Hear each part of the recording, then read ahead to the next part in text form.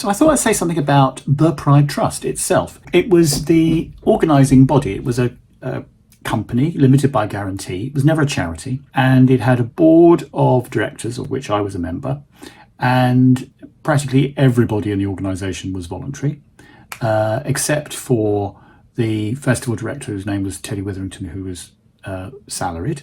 It was a very bureaucratic organisation in lots of ways. We used to have loads and loads of meetings. I mean, I've got my records here. You wouldn't believe the amount. This is just like, one file. And that was mainly because Teddy, who was the company secretary as well as the festival director, really liked writing memos. In fact, we all did. So the Pride Trust was created to take over the organising of the event from what was called LAGPOC Limited, which was the Lesbian and Gay Pride Organising Committee. And they organised the enormous 1992 Euro Pride.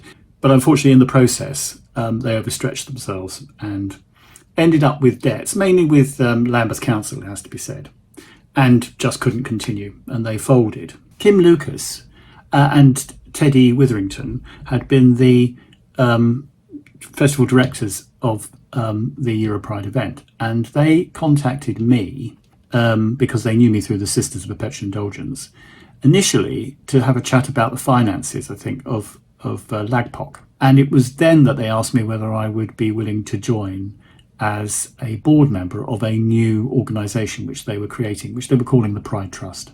So on the 6th of August 1992, my diary says I'm co-financial director of Pride, to be sworn in on Monday, which was the 10th of August. My co-financial director was Kim de Testre, who eventually became the chair of the Pride Trust because we needed a chair. And I became the sole financial director. The idea of having two financial directors was that, well, basically they would keep an eye on each other. The first thing we needed to do was to organise a thing called Winter Pride, which was at the University of London Union.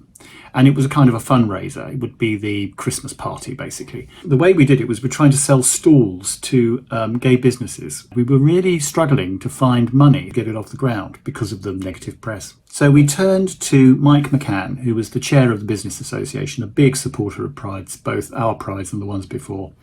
He talked people into giving us money.